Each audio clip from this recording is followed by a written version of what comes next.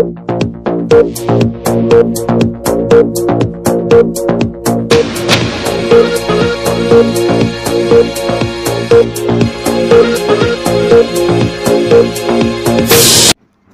येथे आज भाजप, शिवसेना व मित्रपक्ष महायुतीचे अधिकृत उमेदवार श्री संजय काका पाटील यांच्या प्रचारार्थ भाजप नेत्या सौ माधवीताई नाईक यांच्या प्रमुख उपस्थितीत महिला मेळावा घेण्यात आला। यावेळी सर्व प्रमुख नेते मंडळींनी युती सरकारच्या माध्यमातून झालेल्या विकास कामांचा लेखाजोखा मांडला।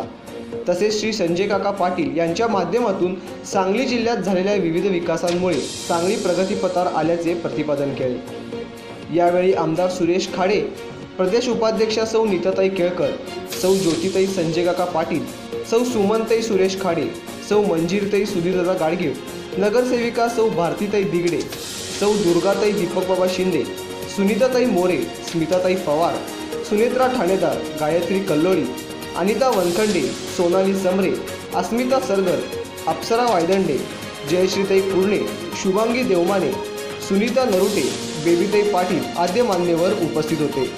Bureau report.